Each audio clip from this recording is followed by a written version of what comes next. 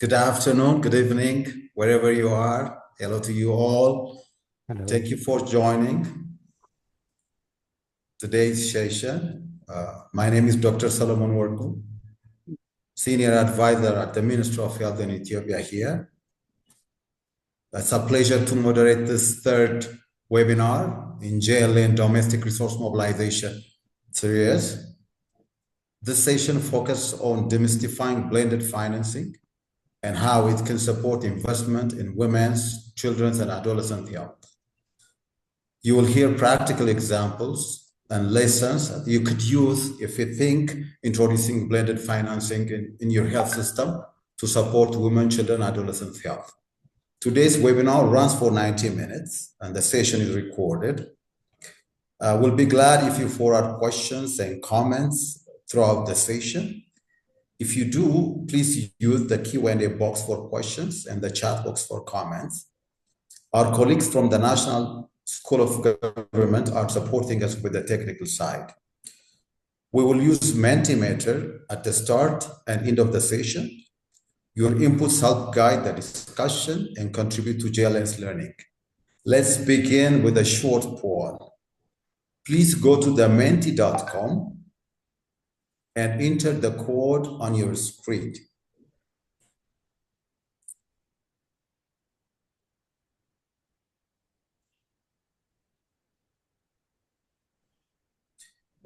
So, when you hear the term blended financing, what comes to your mind?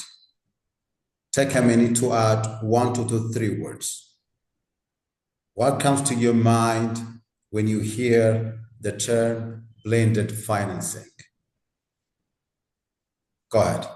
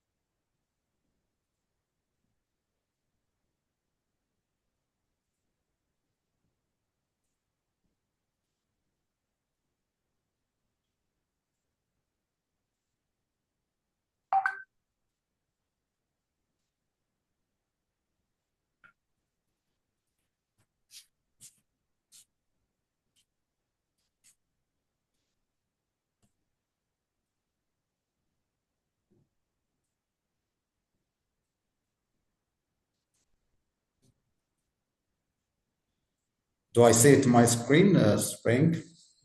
Do you see anything? I don't see it here. Yes. Okay. Go ahead.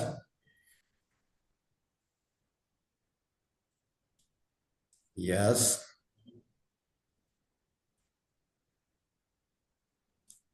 The first part, yes.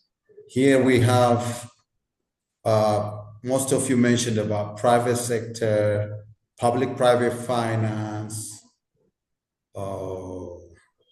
Yeah, those are the recurring themes. Okay, what else? Go ahead. Private sector, public-private finance, what else? Great. Thank you so much. So most of you kind of cited the public-private sector and the private sector. Thank you for your inputs. So now, that's the first presentation is all about blended financing. So I would like to invite our keynote speaker, Joanne Manrique, to help us clarify what blended financing is and what blended financing is not. So Joanne is a co-chair and a Women Health and Economic Empowerment Network. Over to you, Joanne. Thank you so much. And I'm honored to be joined by such distinguished guests here. While I'm not the expert, and you'll be hearing shortly in a fireside chat from the CIO for Africa Invest, I'm going to walk you through a high-level presentation of blended financing. Um, we, as the Center for Global Health and Development, and I'm the president of the Center for Global Health and Development, got involved in blended financing transactions um, probably now about 12 years ago. And one of the things that we realized when we were doing blended financing transactions was that a lot of what needed to be done was actually financial diplomacy. When we looked at most of the overview of the transactions that were in the ecosystem, sometimes they were not able to succeed because they needed a little bit of grant financing to be able to get traditional investors over that hump of this market is too risky to invest in. So, what I'm going to walk you through is a series of slides on, how people typically view blended financing and where we are now. Even now, as was mentioned by Dr. Solomon, I also co-chair the Women's Health and Empowerment Network. It's a network of women philanthropists and investors, and a little bit of what it's designed to do is provide that catalytic capital and those incentives and programmatic models so that we can move forward in blended financing transactions. So, what is this concept that 12 years ago was called innovative financing, has been called many different things? It's a combination of both how we mobilize traditional commercial capital and then also how we mobilize commercial catalytic capital. And this is sometimes what's called blended financing transactions. The blended financing transaction usually involves public and private capital, including from the development finance, which development finance terminologies I was asked to define for this meeting includes governments, donors, and development banks.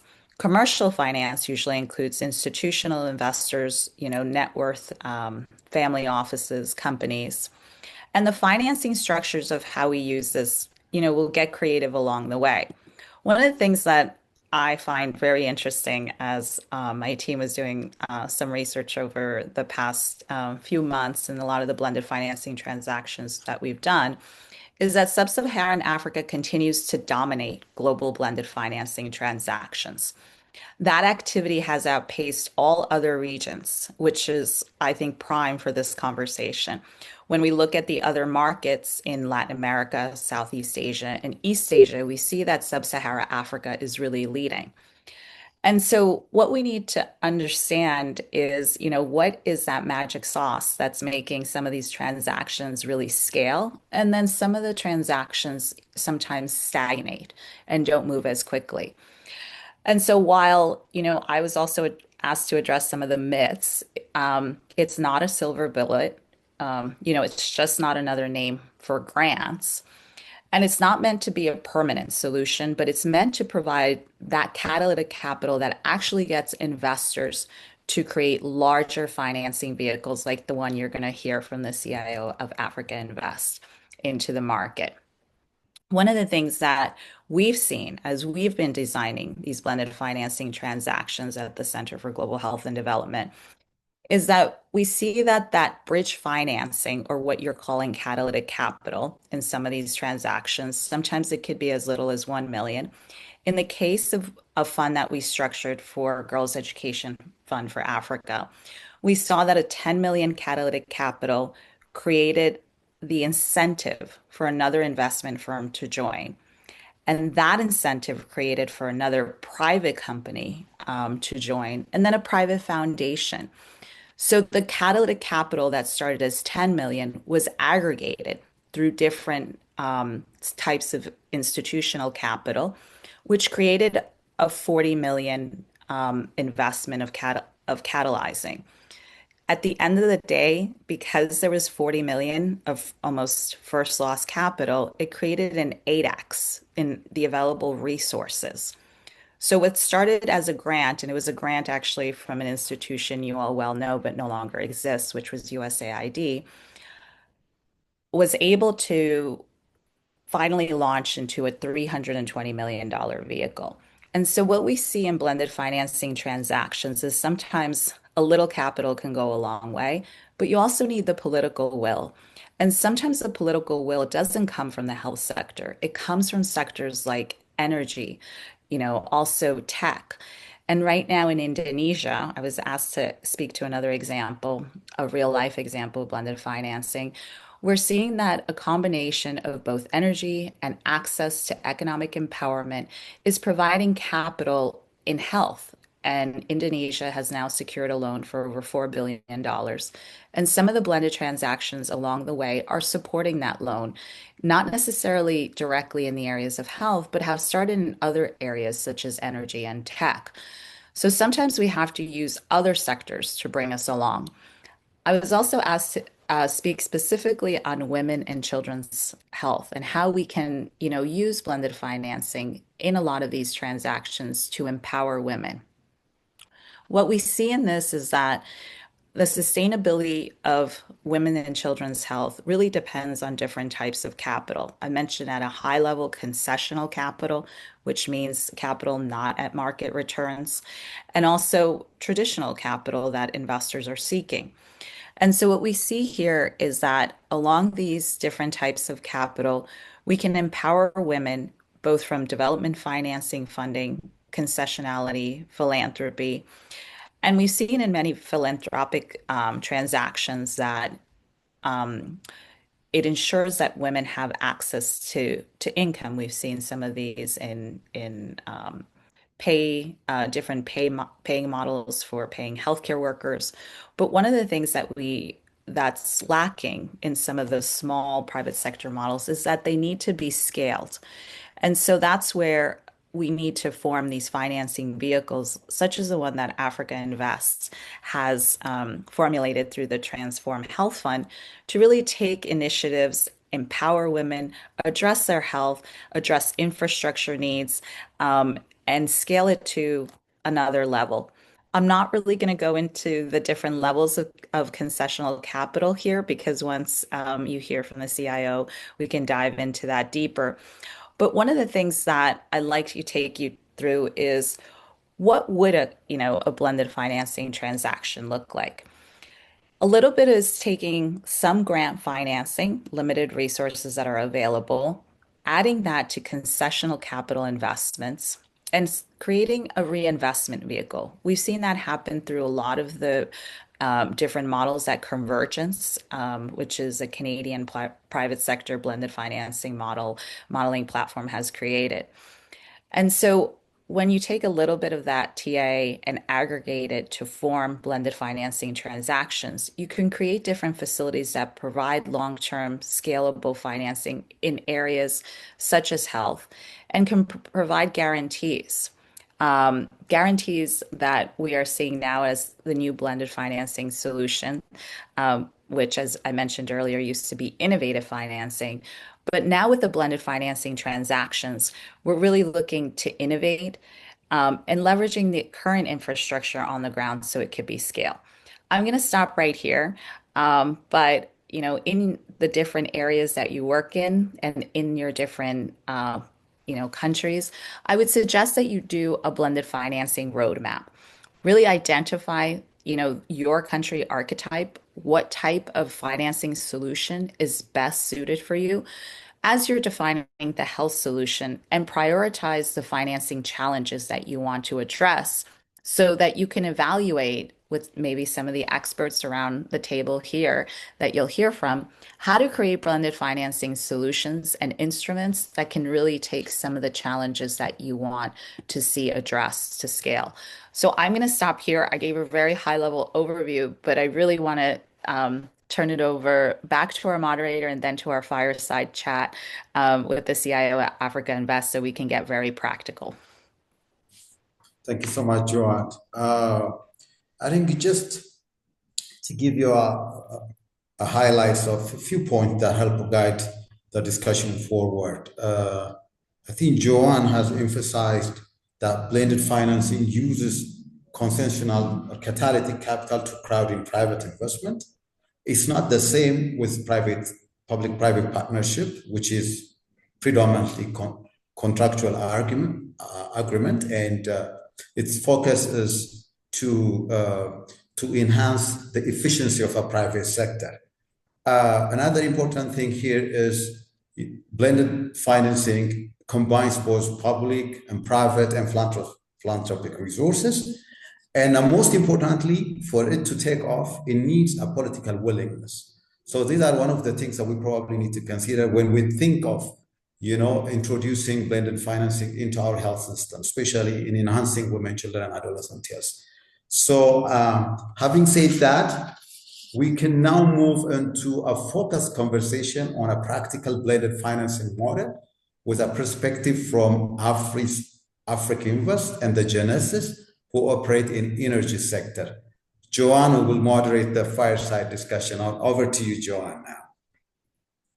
Thank you so much. So as we discussed, there is a large gap in financing. Blended financing transactions have grown in sub-Saharan Africa, and we want to know what, creates that magic to make those blended financing that is, we're trying to demystify scale. So I'd like to turn it over to a colleague, and we've known Africa Invest for quite a long time, as one of the largest private equity firms in the African continent and one of the oldest private equity firms. So if anybody knows the magic formula, it would be our colleagues from Africa Invest. So I'd like to turn it over to the CIO and ask you, start with a question in terms of, the Transform Health Fund. I know it from very well from my early days in some of that blended financing transaction, and how you took $1 million and made it over $100 million. So if you could take us through the journey at the beginning and see, what distinguishes bankable blended financing solutions from other well-intentioned public-private partnerships. Over to you. Thank you, Joanne, and thank you, Doctor, for the opportunity to speak today. So it was a long journey, but it was worth it. Definitely, through our 30-year experience in the continent, we've seen a large gap in financing, especially in the healthcare space. We started initially by launching a private credit vehicle that financed SMEs in Africa, but we quickly noticed that over actually a third of our portfolio was related to health because of the substantial gap in the healthcare space. So we partnered with the Health Finance Coalition to come up with a new structure that addresses this gap and that mobilizes resources from different types of investors to bridge this gap. We've seen inconsistent supply of financing in the continent. Some well-intended actually donors come and support initiatives, but it's not sustainable. I mean, they're there, they work for 1, 2, 3, 4, 5 years, and then they disappear. And so we thought that let's build sustainable models that address the gap in the continent.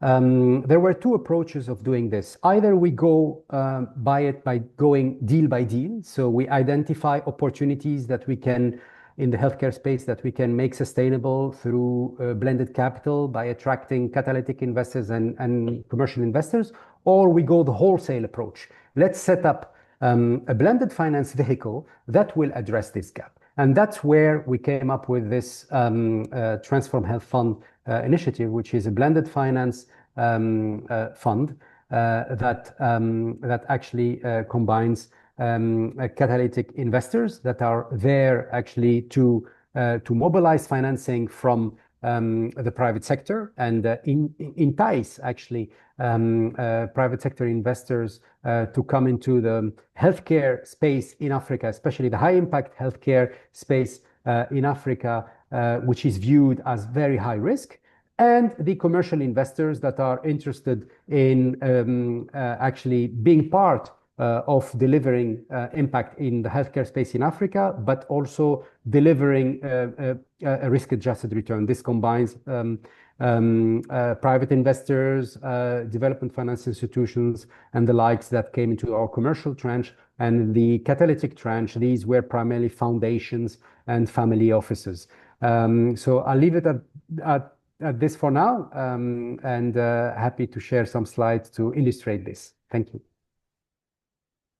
Yes, that would be great. If you could walk us through some of that. I think one of the practicalities, here in the audience is they're trying to learn.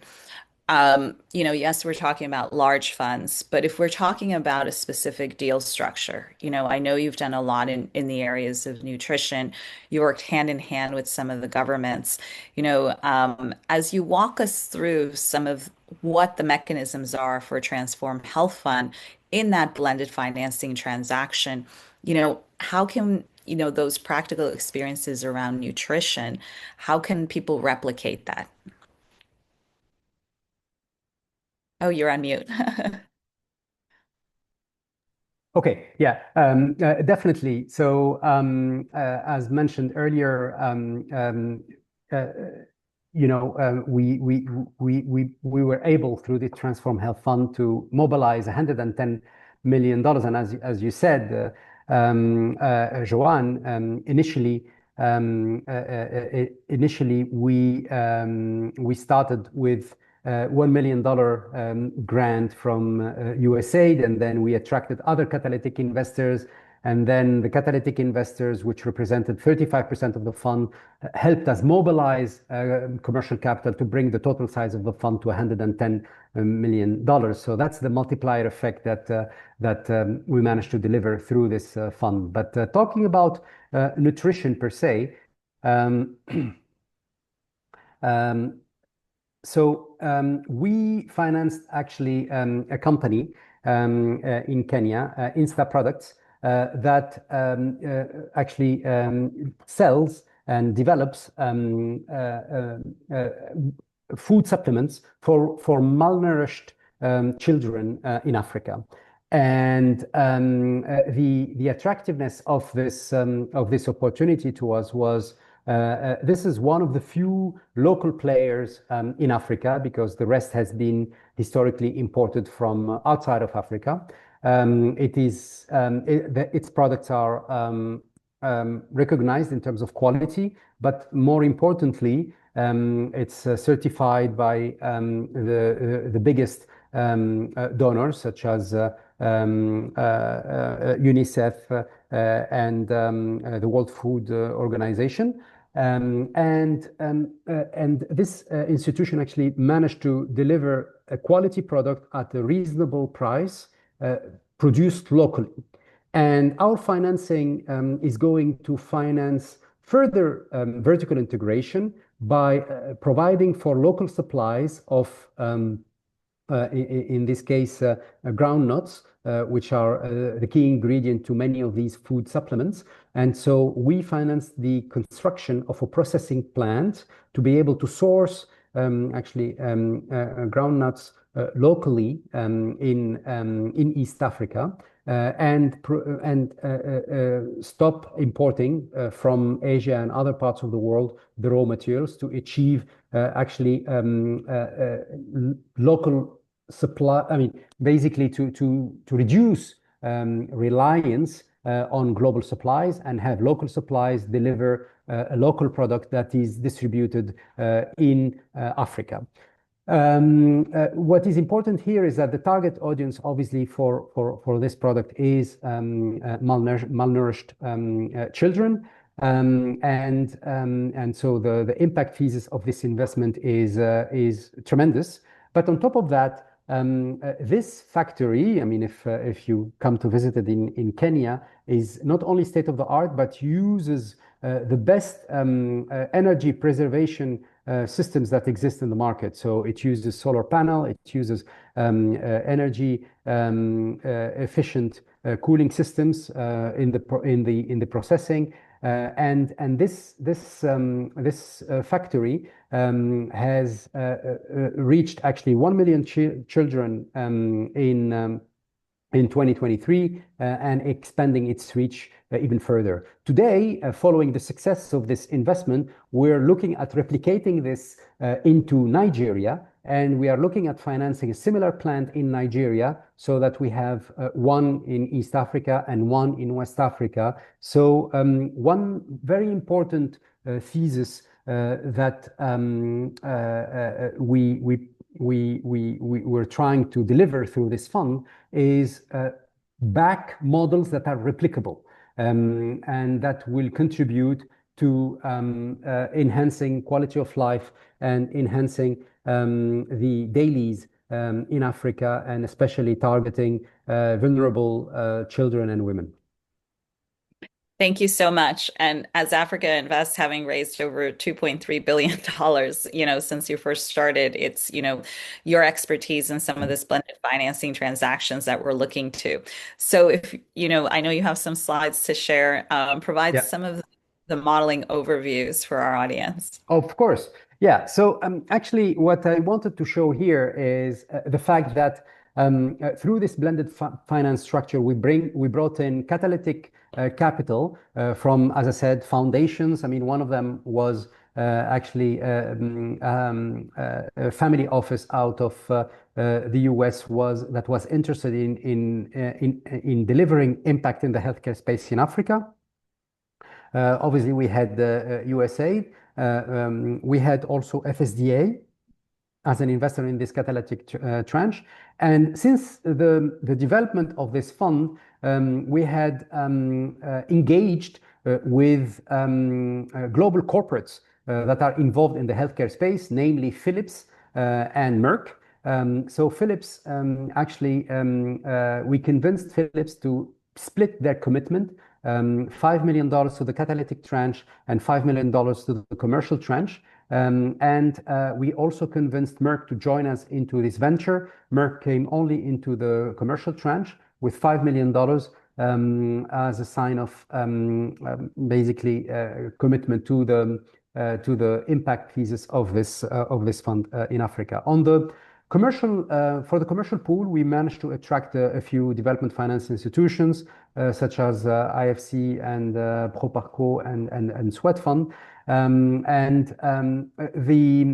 The thesis of this fund is to bring together different type of investors that are interested in one mission, which is delivering impact in the healthcare space in Africa, and basically addressing the strategy needs of each one of them. So commercial investors are looking for a reasonable risk-adjusted return.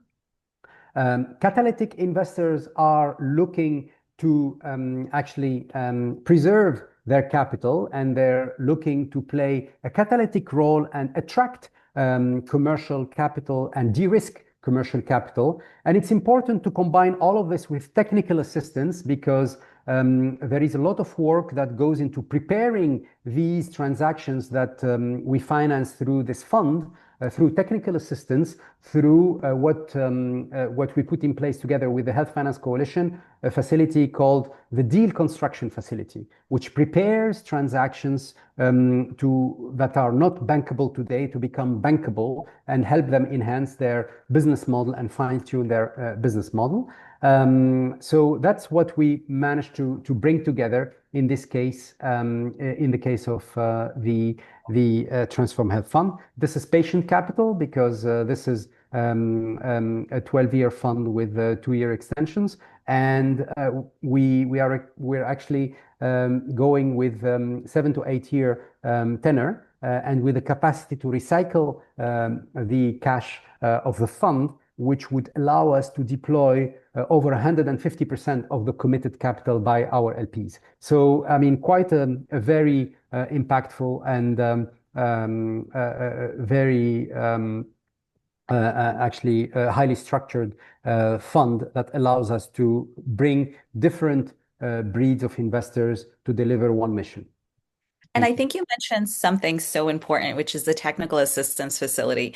Yes. When we at the Women's Health and Empowerment Network just finalized the 50 million technical assistance facility for non-communicable diseases that will include concessional capital and TA, the hardest thing to really get was that, technical assistance will, right? And what we've talked about is that a little money can go a long way, right? Exactly. And so I think the future of how we do health and development will really be around those technical assistance, not traditional grant facility where we're providing grants to healthcare workers, but where we're providing $1 million of a little bit of catalytic capital to seed some funds like the ones you created for Transform Health Fund or others for different countries. So really, if you can take us a little bit through that, Transform Health Fund, if there's been any early successes that you've seen and what advice you would give to others who are trying to create these vehicles. Sure. I mean, early successes, I mean, we can, knock on wood, today we have 0 NPLs. So we have built a portfolio of high impactful ventures. I'm not saying that this has been an easy journey, to the contrary, but we have worked together with our local partners and into helping build sustainable models. The other investment that we've made is the Africa Healthcare Network that is present in Kenya, Rwanda, and Tanzania, which runs a very successful PPP model by leveraging existing infrastructure in public hospitals to run professionally run dialysis centers at a very efficient and very reasonably priced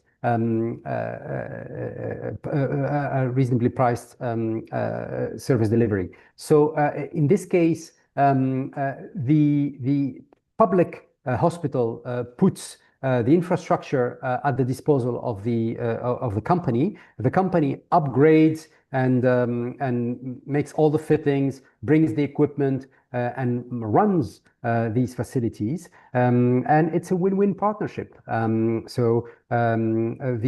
government, the host government, for example, puts to good use idle infrastructure, while the private sector, in this case, this company, efficiently managed to source quality products at a very competitive price, because this dialysis centers use a lot of consumables, so there is a lot of importation of consumables and cleansing products that are needed for this service. So here we are part of the governance in most of these investments, which distinguishes us from the classic lender. We're not a bank. We're a value-adding investor that comes in with technical assistance initially to try to fine-tune the model. We ask for an observer seat, so we sit on the board of these companies as an advisor, but not as a decision maker.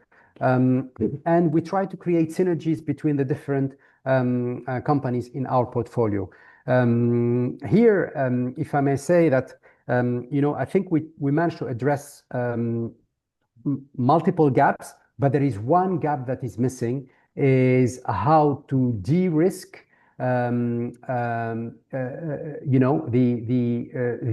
public health insurance schemes, because we've witnessed in multiple parts of the continent delays in payment by these public healthcare schemes, and here, the next step, I think, is for us to find guarantee mechanisms to de-risk these the delays in payment by these healthcare schemes. That would be terrific. We as Afrikinvest have had a discussion with MIGA to try to put such a mechanism in place. However, I think we know that MIGA has done very large projects, but when you come to them with a small project of $4 million or $3 million, it's too small for them, so it's very difficult to get their attention. So it would be great to have a mechanism to distribute the guarantee of such institutions such as MIGA to a lower scale, to allow smaller models to benefit from such a guarantee, to make sure that they're paid in time. All they care about, these companies, is to be paid in time so they can manage their working capital, so they can be able to be competitive, so they don't pay huge late fees to banks locally, so they have cash to order supplies, so they can deliver a quality service. So it's very important that they're paid in time to be able to deliver a quality service, and such guarantees would play a great role. I mean, we've seen this work very well in the energy sector, and we hope that we'll be able to replicate it successfully in the healthcare space. Thank you so much. And I think that's where, guarantee facilities are something that are needed for foreign exchange rates. I remember during COVID when we were negotiating a lot of the blended financing transactions for different governments, the foreign exchange rate was so high that a lot of the different development finance banks were trying to give out financing to different countries to address issues of COVID vaccination, but nobody wanted to take the financing because of the foreign transactions. So I think your point on guarantees, we need to find that guarantee facility. I think we have some capital there for guarantee facilities through the Women's Health and Empowerment Network. So I think I'd like to turn it over back to our moderator, Dr. Solomon. And I really thank you, all the great work that you're doing in the continent. And I'm sure we're going to be able to tap on you. Before I turn it over to Dr. Salman, I don't know if you had any, call to action for this group or next steps, as again, you are the largest and also the oldest private equity firm in the continent.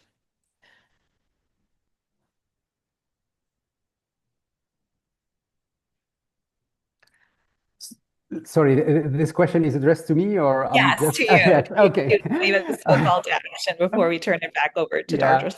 So look, I mean, I think that there is a lot to do, and we're really keen on being part of the discussion and to see how we can bring our efforts together and our ideas together for the good of our continent. We're born in this continent. I mean, we cherish this continent, and we need to be able to address the gaps that exist and build solutions, sustainable solutions for the good of all our communities. And I mean, I mentioned one example, the guarantee mechanism, but there are other things that we can discuss.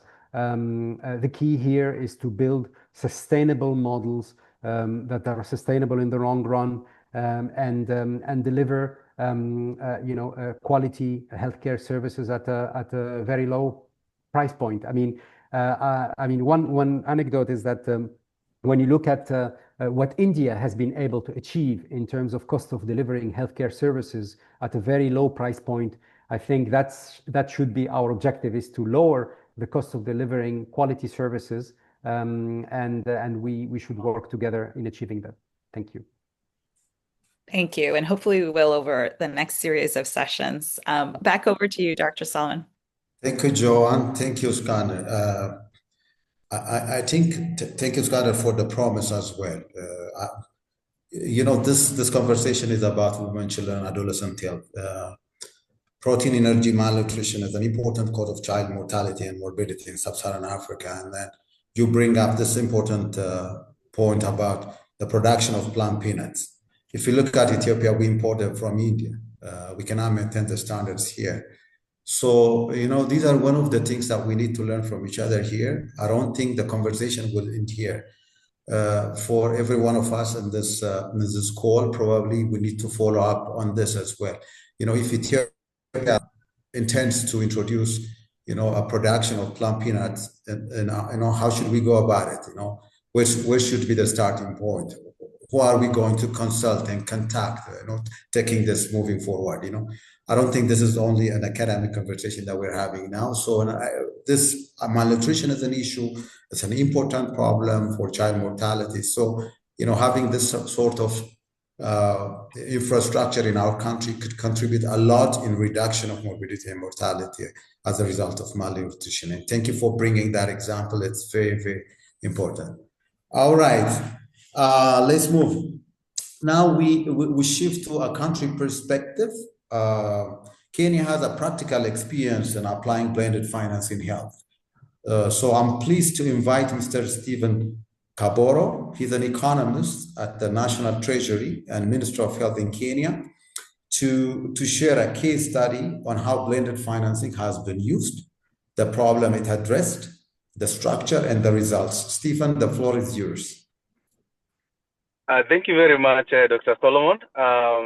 So I'll give just a brief overview of projects that we have implemented in Kenya using blended financing. I'll start with a brief overview about Kenya. So Kenya is one of the countries in sub-Saharan Africa. Basically, it's a lower middle income country with a population of around 54 million people. The GDP is around 131 billion US dollars, with a per capita GDP of around 2,400. So you realize that it is still a developing country, and I'm giving this as the presentation is coming up. So it's still a developing country, and poverty and low-income households are quite prevalent in Kenya. We have a poverty headcount rate of around 38%. When we look at the health sector, which I'll mainly focus in this presentation today, so we have around 4.7 billion USD, which is usually invested in the health sector per year. And when you look at the mix between in the total health investment, you'll find that the public sector, which is government, invests around 48%. Then we have the private sector, which controls most of the market, around 52% of the market, but they invest around 30% of the entire health spending. And we receive a lot of commitments from donors, so they contribute around 17%. And these three actually form the major funders of the healthcare system in Kenya. We do usually attract a lot of foreign direct investments. So every year we receive around 1.5 million USD in foreign direct investments, one of the top receivers in Africa. And we have a foreign direct investment stock of about 11.2 billion. So you can see investment, especially in the private sector, is quite good. Now I will move to some of the specific projects which have been implemented in Kenya. My co-presenter, Skida, has talked about the Transform Health Fund, which is funded by FSD Africa. And I'll just give specifically in Kenya what we have seen from this project. Since its inception, it managed to bring in a catalytic fund of around 5 million USD as the junior equity fund to de-risk the private sector. And this was in terms of a layered capital stack, whereby the catalytic fund would absorb most of the major risks. And with this 5 million USD funding, the joint venture was able to attract a private capital equivalent to around 111 million US dollars, with the private sector now coming in as the senior equity partners in the layered stack capital. We have seen quite a lot of impact on that project. So far, around 375 people have been able to access affordable care using this model or using this project. And around 2,800 jobs have been created. And you can see that from just that small catalytic fund of 5 million USD, a lot of funding, 110 million USD was able to be unlocked for the Kenyan market. So that is one very good example of Kenya.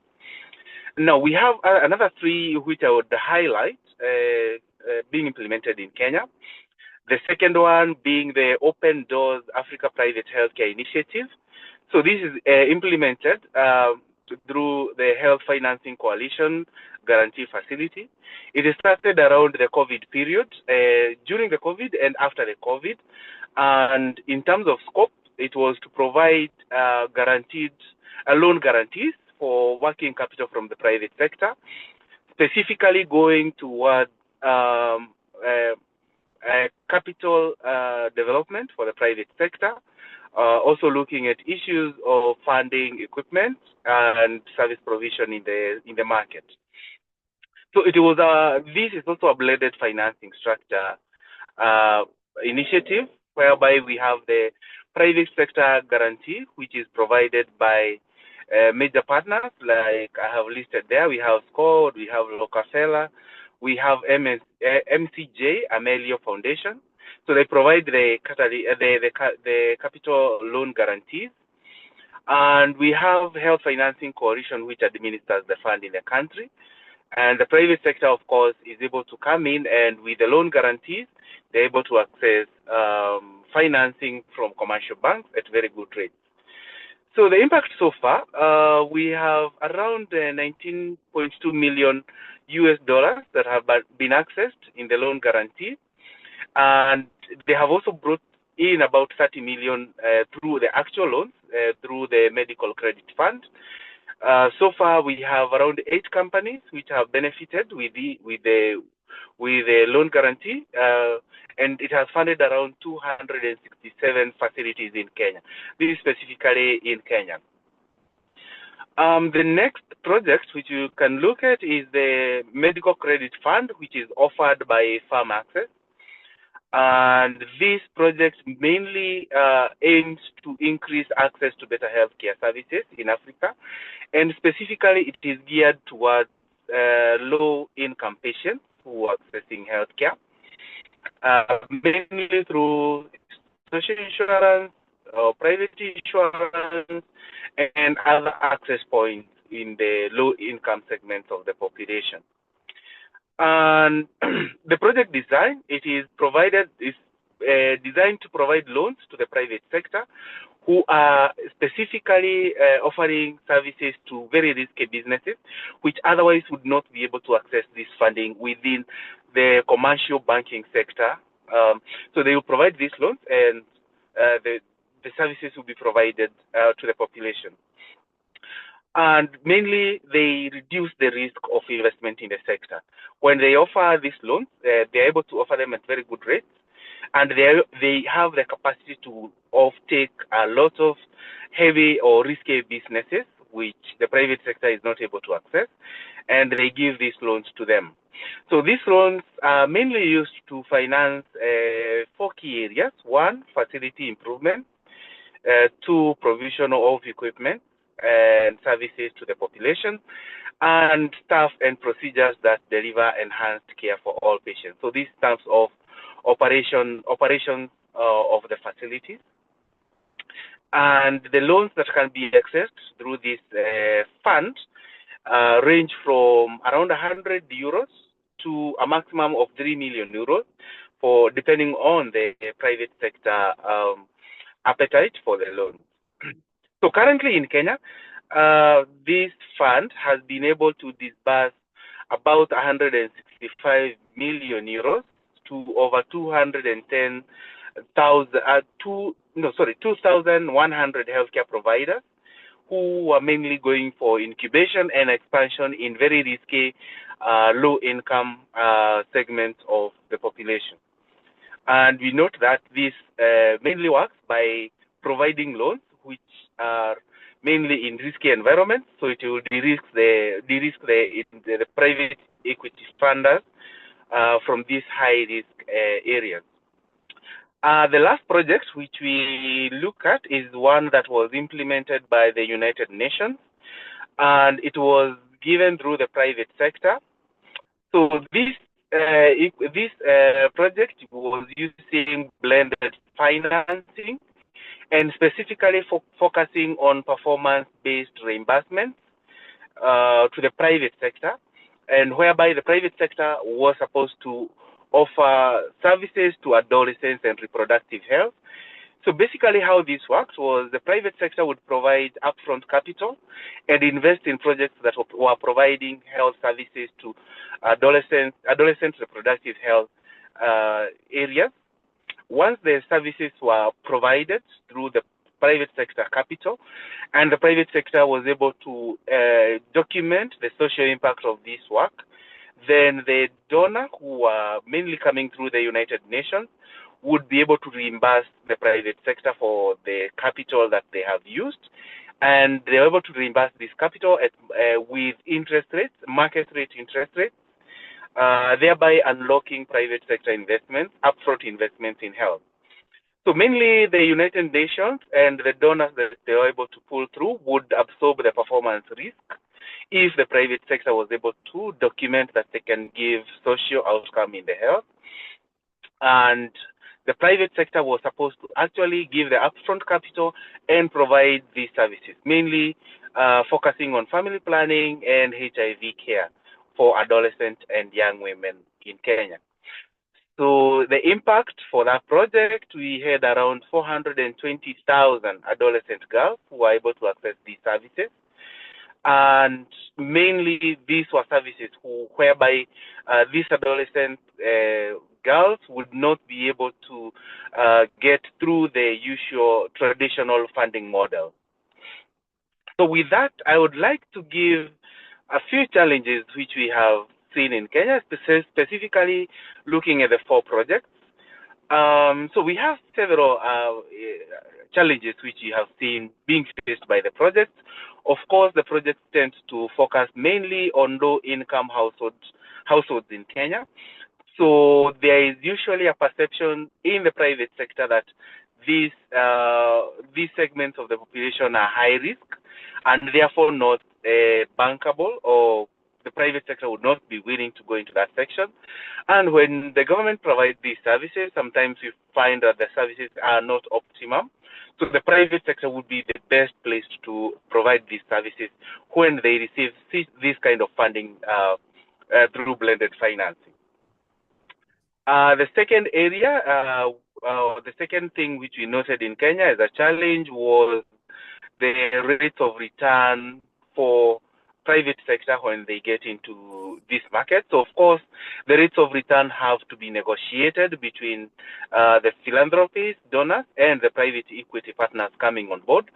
And sometimes you find that the private sector feels that the rates of return are not at par with the other areas which offer commercial rates of return. So this becomes a key challenge in attracting the private sector equity funders. The third key challenge we have noted is the complexity of structuring these deals. You will realize that the deals are very, very complex. And sometimes for emerging markets like Kenya, it becomes very complex to execute, to plan. You will find that most of the time we will have to bring in technical advisors to guide this, which also drives the cost up. And this somehow also delays the project implementation between conceptualization up to turning the project into commercial ventures. Another key challenge we noted was in terms of measuring the outcomes, specifically the social outcomes, especially when we see the UN-funded projects where you have to measure outcomes in the community for you to get your reimbursement at the private equity fund funders. So it becomes somehow challenging to measure this impact. You find that the digital ecosystem in Kenya is just starting to develop. So when we start to collect data, it becomes very time-consuming, very complex. And you find also the challenge in Kenya where you have very dispersed population, especially the low-income population. You find they are very dispersed, so it becomes very difficult to actually track the impact of these projects in the households themselves. Of course, we had our previous panel members talking about currency volatilities in most sub-Saharan African countries. So most of the currencies are very prone to shocks. They will be very volatile over very short periods of time. Now, with this kind of volatility, it becomes very difficult to structure blended financing stocks because it becomes very risky over time if the currencies are not stable enough. However, sometimes we have seen some of the projects being able to hedge the currency exchange so that at least it offers some form of evening out over long periods of time when these projects are implemented. Another key challenge, which also comes a lot in Kenya, is economic shocks, So the market is usually very sensitive because of the income levels of the population. So sometimes an equity fund would come in and they would say that over time a small shock in the economy actually affects a lot in terms of how the project is executed over time. So for example, currently in Kenya, I think we have just started to feel that there could be a drought coming in the next few weeks. I think 3 or 4 weeks. We could be facing a drought in some of the areas which have very low income households. So when we experience such kind of very immediate, very hard shocks on the households, they reverberate very much into the economy, and you find that these households, the way you had planned to implement the project, is seriously affected by these shocks. So this affects how the projects are structured and how the projects move forward. And sometimes it becomes also very difficult to de-risk some of these projects. So with that, I think I would hand over back to Dr. Solomon as moderator. These mainly some of the key projects that we have in Kenya and open for discussion. So back to you, moderator, and thank you very much. Thank you so much, Stephen. I think you guys seem to be doing a lot of work. It's very encouraging. There is a lot to take. I'm also happy that you walk us through all the challenges, because if any one of us here are interested to introduce blended learning, especially engaging the private sector, now we know what the challenges are, but we would have also a mitigation plan to address those challenges. I think we all know that blended financing, when it comes to health, is underrepresented. It's only 6%, unlike other sectors. So, but here, from your presentation, we came to know that there are lots of projects going on. There is a huge involvement of private sector with de-risking model given up from different partners and investors. You highlighted the importance of loan guarantee, access to loan, and how that fund helps develop infrastructure and staff development, which are very critical inputs when it comes to women, children, and adolescent health. So there was so much to learn, and I hope the audience must have taken a lot from your talk. Now, we widen the lens to a development finance perspective. It's my pleasure to welcome Ms. Zainab Kaltour Ondesi, Global Head of Health at the International Finance Corporation. She will share how development finance institutions look at blended financing, what attracts private investors, which is very, very critical. That's, private sectors might not be interested to invest in health. Health is not appealing when it comes to making return on investment. And we're the strongest in 3-point women, children, adolescent health. This is also very, very critical. Over to you, Zainab. Thank you so much, Dr. Solomon, and thank you for inviting me to this great conversation. I've been learning a lot, and I'm so glad I didn't plan to share about Medical Credit Fund or Transform Health Fund. It was great to hear about those great examples. Let me check if you can see my screen. And I apologize, a lot of the things that I will talk about is going to repeat what my fellow speakers have been saying. So I'm going to try and avoid that. But I think maybe I will start with what we think, what IFC has developed over a number of years ago as principles for blended finance, which is now adopted by a number of development finance institutions. And you'll see there is a very important commonality among all of these principles is to leverage grant funding to mobilize more funding as opposed to competing or fragmenting the market. So very quickly to go over the principles, we would need to have a rationale for using blended finance. What is not available in the market? What gap are we trying to close in the market? That rationale needs to be very clear. That's the first and foremost principle. Again, as I mentioned, the idea of blended finance is to crowd in as much commercial capital as possible with limited concessional and grant resources. So the minimum concessionality that's needed to do that is the second principle that we adopted when implementing blended finance.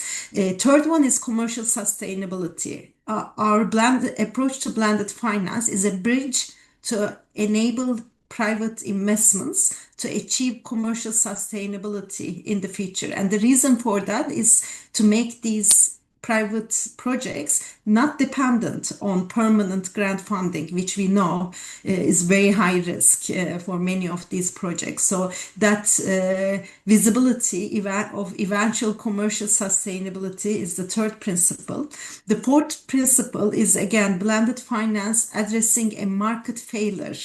And again, rather than distorting the market and crowding out private sector. It's something that, again, we put a lot of emphasis on. And the fifth principle is that through our blended finance transactions, similar to our mainstream transactions, we enforce very high standards of corporate governance, E&S principles, ethical and quality principles. So these are the 5 principles that we apply, and a lot of the DFIs apply when we implement blended finance. And in fact, we would need to tangibly show how we fit all of these 5 principles whenever we take any blended finance transaction to our committees. So as you mentioned, health is underrepresented. I thought it was 5%, but Dr. Solomon, you corrected me, it's 6%. It is underrepresented in the overall blended finance landscape.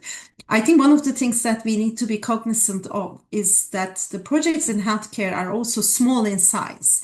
So that underrepresentation may not be that strong as we think, in fact. But one of the challenges is that we usually have, and Skander referred to this as well, we usually deal with smaller projects that are more difficult to attract certain investor types.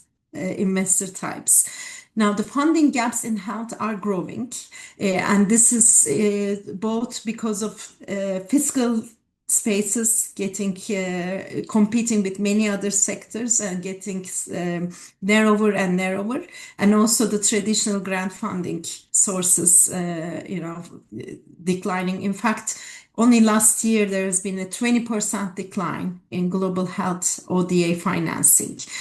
Now, we've been talking about eventual commercial viability, financial sustainability, which we think is crucial for private projects in health to be sustainable and long-lasting. But these are also foreign concepts. Only maybe until a few years ago, you couldn't even mention the importance of commercial viability in the health sector, given the importance of health as a public good.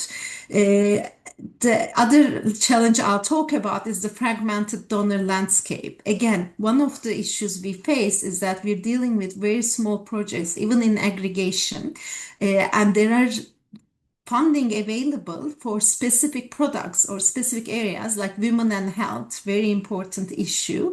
But with that kind of very small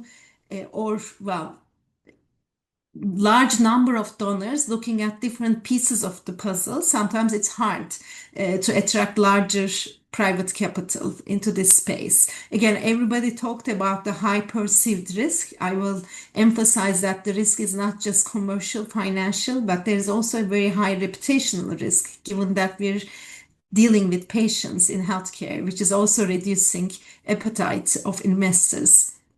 And in some cases, the success measures are not easy to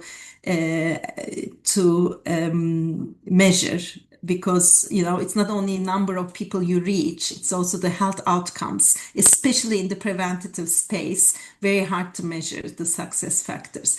But there are also very large opportunities that we're seeing right now to see, and that we think is going to fuel more blended finance coming into this space. First of all, health being recognized as a major investment for both public and private stakeholders now, not just an expense, that actually has very strong returns in terms of human capital and economic development, as well as job creation. There's more and more private sector involvement in healthcare that's bringing in innovation, agility, and scalability. An increased public-private collaboration, again, is growing the market, both on the provider side, but also on the financing side. There are many opportunities across the value chain of innovation to manufacturing to delivery to supply chains that the private sector is investing in. And also, given the decline in grant financing, there's a bit of an opportunity there as well. The strategies are now changing from and I'd be very happy to be corrected by many experts on this event. The strategies are changing from purely deploying grant funding to leveraging grant funding for mobilization of additional capital. And we're seeing more and more players, new philanthropies coming into this space. And where we see key areas of catalytic capital scaling is health SME financing, increasing access to rural areas, enhancing primary care, preventative care, supply financing, and local manufacturing and supply chain development. Again, I wanted to share a few case studies of blended finance transactions that we have applied. And I wanted to start with this one because many of the speakers also talked about the local currency challenges. And in fact, I should have talked about that also when I refer to the challenges in the space. Many of the facilities available out there are not able to solve for the high cost of local currency financing for health or private companies. And it's very difficult to de-risk local currency risks with traditional blended finance structures of like first loss or parallel structures. So one of the facilities that we have, a local currency facility under the private sector window of IDA, has its own swap arrangements that is able to bring in concessional swap costs to the projects. This is actually the highest level of concessionality that we're able to offer, and it's very hard to get approvals for this kind of a facility, but it's able to reduce the swap costs and bring more conducive local currency financing to the market. And in doing so, it crowds in the private sector who's offering its traditional loan spreads, the private financing, but while subsidizing the funding costs. Another case study I wanted to refer to, again, we talked about the small size and difficulties in attracting capital project by project to especially the health SMEs. And here is a structure where we work with banks. We have done this in Africa through the Africa Medical Equipment Facility, where we brought in equipment providers, donors, IFC, to provide very low-cost guarantees to banks that can then on lend to SMEs in their markets. And because of the lowered cost of guarantees that IFC as a AAA institution was able to provide to these banks, the bank's appetite for health SMEs and the type of financing they could provide to the health SMEs was able to be enhanced. Again, if I may move to another structure, again, we're looking for structures where pure commercial financing is not able to measure and take all of the risks available, but pure grant funding is not available to fund the full projects. And one of the examples for this is, for example, vaccine manufacturing in Africa. And here you have very low track records, long gestation periods for commercialization of products, uncertainty on the offtake side. You'll see this, HPV vaccines, for example, for our specific topic, very important vaccines that can be locally produced for secure access, but requires a lot of capital upfront. That's hard for commercial institutions to finance. And the way we address this kind of a project is bringing in a substantial amount of first loss capital to catalyze commercial capital. So we have done this in a transaction in Senegal where we were able to catalyze 50 million funding through about 40% first loss, which is a very high first loss. We usually see 20 to 30% first loss to use minimum concessionality, again, adhering to our principles. But in this case, the risk was so high that we had to start with such a high first loss. But over time, again, going back to our principles, as the commercial viability of these projects are proven, you would reduce the concessionality and attract more capital to these facilities. And the last that I wanted to talk about again is, again, I will talk about how aggregated platforms can address specific sections in health that require different types of capital. And here is a facility that we're looking to launch, actually, again in Africa, to support local manufacturing. And this facility would bring in not only blended finance through various staggering of different tranches of capital, but also technical assistance. And again, many of the other speakers also referred to this. Many of these companies need a lot more than financing. So when we talk about de-risking, which is one of the main objectives of blended finance, bringing in tied technical assistance is part of that de-risking to basically enable some of the companies to accelerate what they need to achieve to sustain their businesses.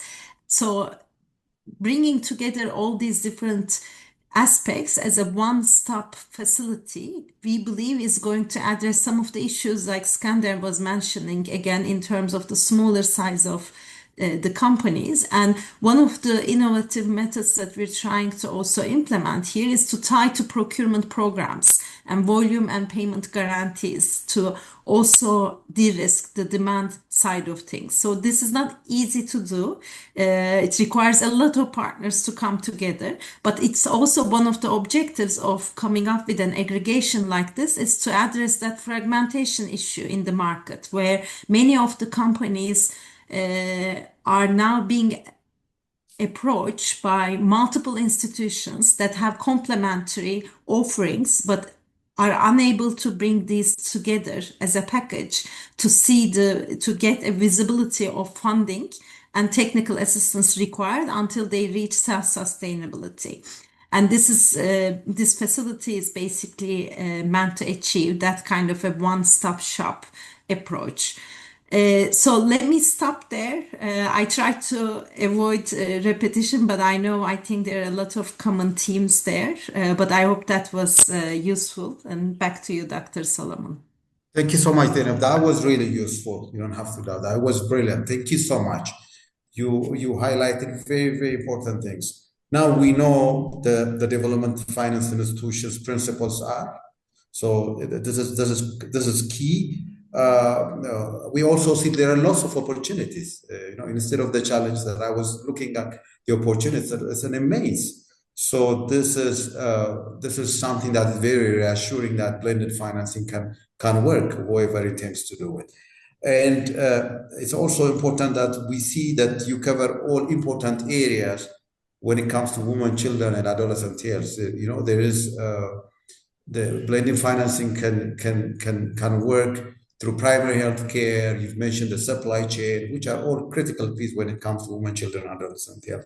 And then the vaccine case study is also critical because when we talk about children health, most of the children in sub-Saharan African countries are affected by vaccine-preventable disease. So having a vaccine production facility means a lot for Africa. So we seem to learn a lot.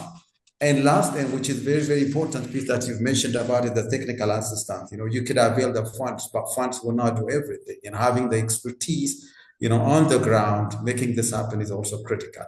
Thank you again, Dennis. Now that will take us to the last part of our session, which is the Q&A. We'll be taking questions. Please continue submitting your question through the Q&A box. I'll direct each questions to the relevant speaker. All right. So far, in the meantime, Joanne, you can step in if you have anything to say. But in the meantime, let me check if I have questions forward to speakers here. All right. One of the participants asked this: I'm particularly keen to learn about the available research and case studies illustrating how blended financing has been used to expand essential primary health care and community-based services to underserved groups in different settings. I think both Joanne and then can respond to this question. Do you want me to repeat? Did you get that? Sorry, if you don't mind repeating, my Yeah, audio I went will out. repeat. Yeah. One of the participants is keen to learn about the available research and case studies illustrating how blended financing has been used to expand primary health care and community-based services to underserved groups in different settings. So it's about if there are any evidences, whether or case studies that you show whether blended financing has been applied to expand primary health care, which is the understanding.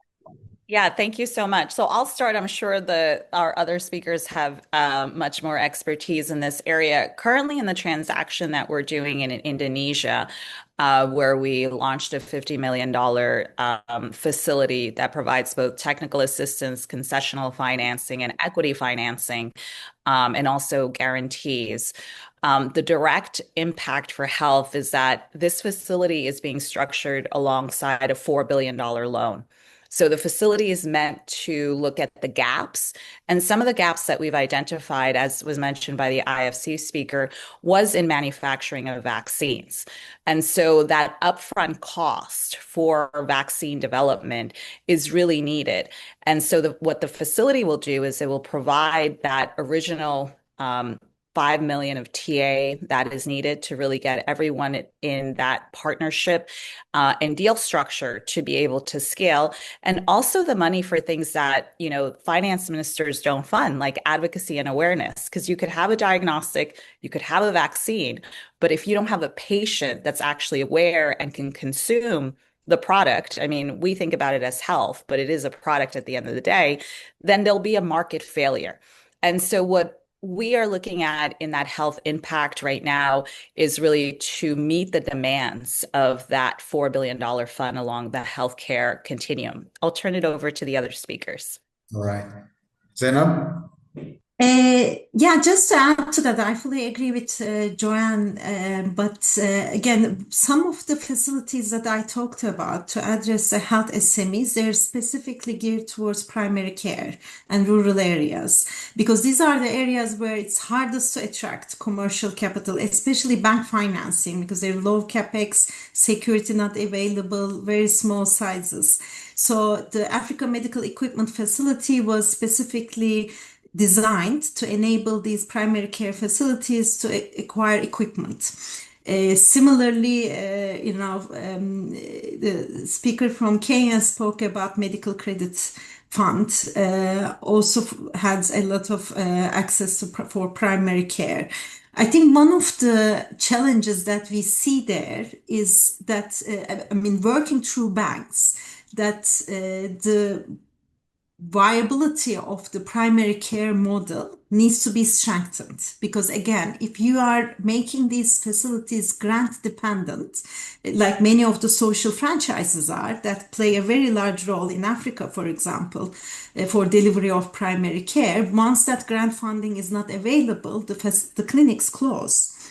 That's why creating viable models, business models, are as important as bringing in the right type of financing. And I think the tech enablement and other private sector-led innovation is making that happen. So some of the health tech supported primary care models, I think it would be great to study to see how they can make primary care a commercially viable business model as well, to attract more private capital here, in addition to bringing in the blended finance. Wonderful. Thank you so much, Tina. Carter, would you like to say anything? Yeah, thank you, Dr. Solomon. So I wanted to add a couple of things. First, I second what Zainab just said is sustainable models is key. Building sustainable models. Actually, we've seen a fantastic nurse-led, woman nurse-led network of clinics in South Africa, but that model relies on grants. The day those grants stop, these clinics will probably shut down. And together with the Health Finance Coalition, we tried to put some TA to help address that vulnerability, meaning that how do we make those models sustainable in the future? That's one example. The other point I wanted to mention, Dr. Solomon, is speed. We had actually a situation last summer where a very critical factory that provides medical oxygen to one Eastern African country was in the middle of being built when actually one funder had a challenge and couldn't disburse the loan to complete the construction. And so we stepped in as a Transform Health Fund and actually put in place a bridge financing to allow that construction to continue and to complete that plant. And so this is the role that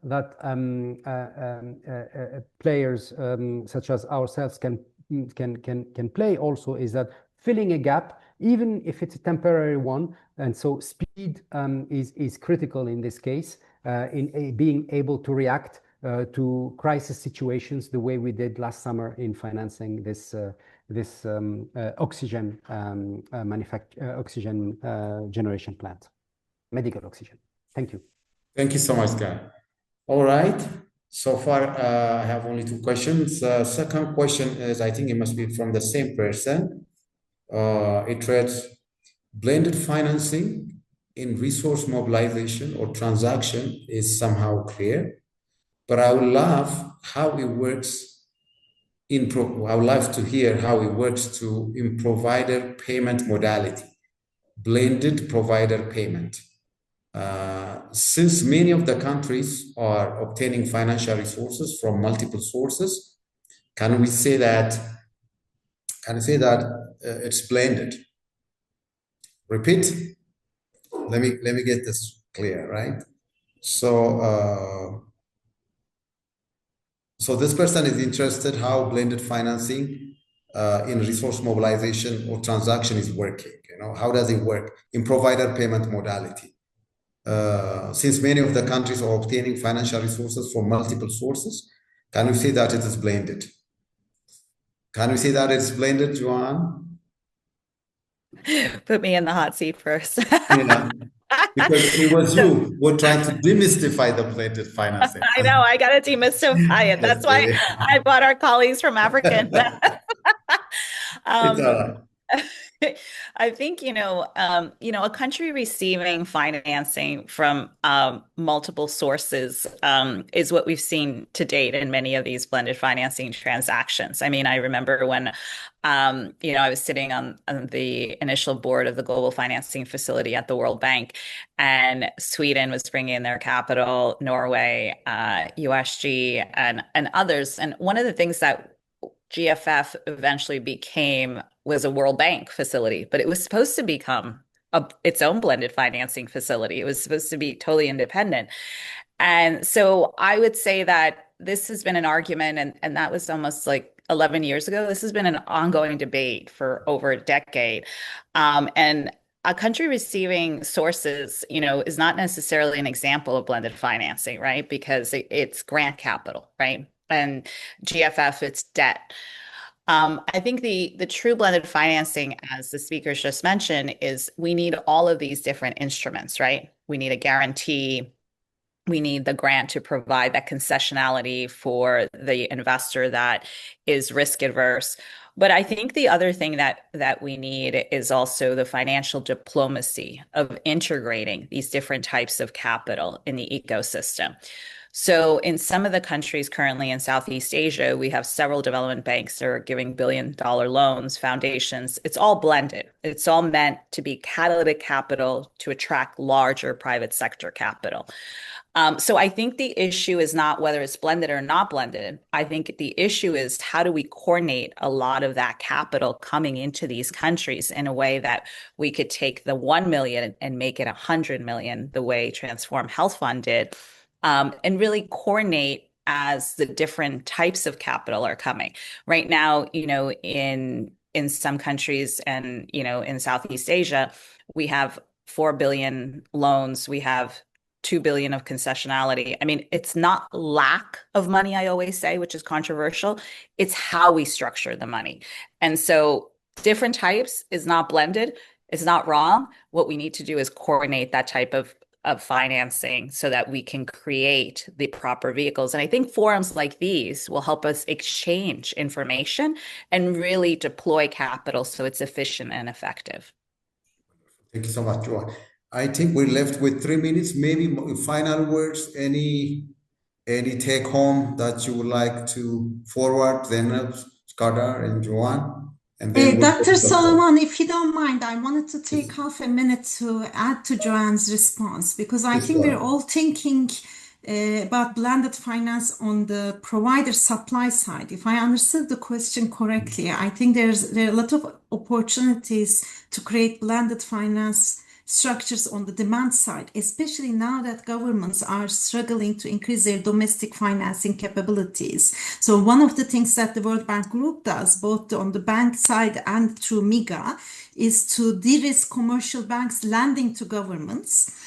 And with the reduction of the financing cost for the governments, the amount of financing savings are directed to less commercial investments. So this is a structure called debt swap that again enables the governments to access cheaper funding and earmark the savings towards less commercial investments, which in some cases could be in the healthcare space. So again, I think it's a great question because we need to think beyond just supplier side blended finance. And thank you again for inviting me to this event. Thank you so much. Thank you, Zara. And if you guys don't have any final word, all the speakers, I just want to thank you all for this wonderful talk and the responses that you provided. Thank you so much. Now we can go ahead do the Mentimeter evaluation poll. Take a short reflection poll. Please take a moment to answer the final questions on the Mentimeter. I hope you guys have been already familiar with Mentimeter, because your feedback is very helpful to identify next steps and the kind of support countries may need. So you'll have 5 to 7 minutes to complete. You go ahead. 5.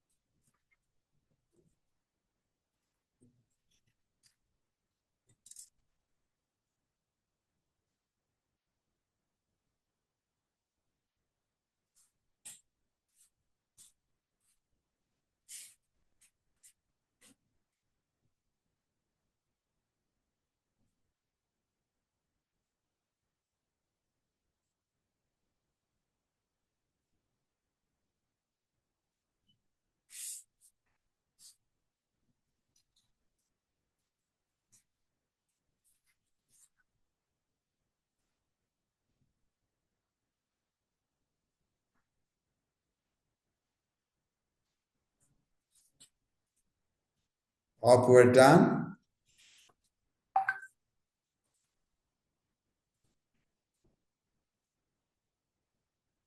Yes, thank you so much. Thank you all for completing the poll.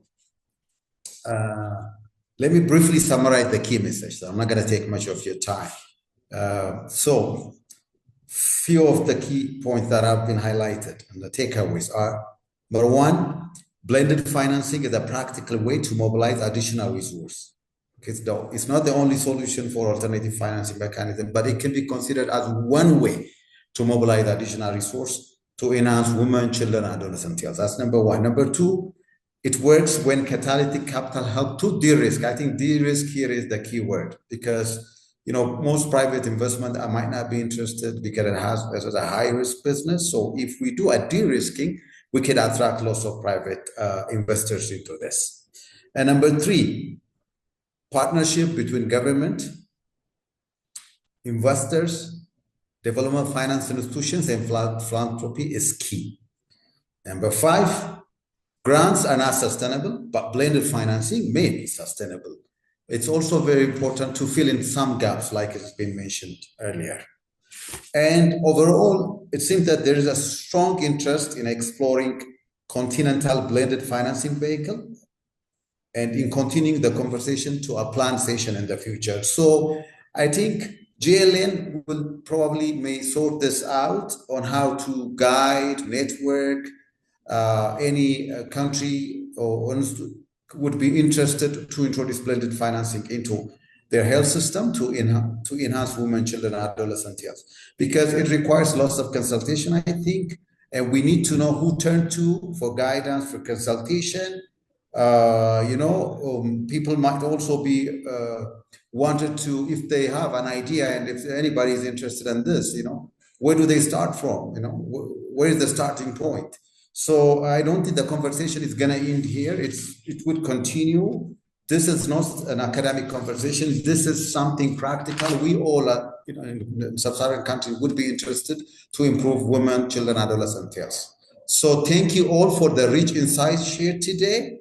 As I close, I would like to thank all the speakers. Thank you, Joanne. Thank you, Stephen, whoever is here. So Skardar, and if anybody I miss, I'm so sorry.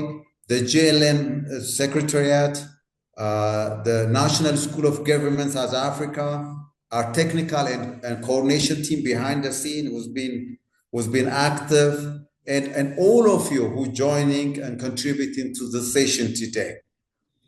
Before I close, I'd like to mention that the next JLN webinar is going to happen on February the 5th. Save the date tile is now on your screen. I think you could share on participants' screen with a QR code for your registration. Thank you once again, and we look forward to seeing you at the next session. And goodbye from me.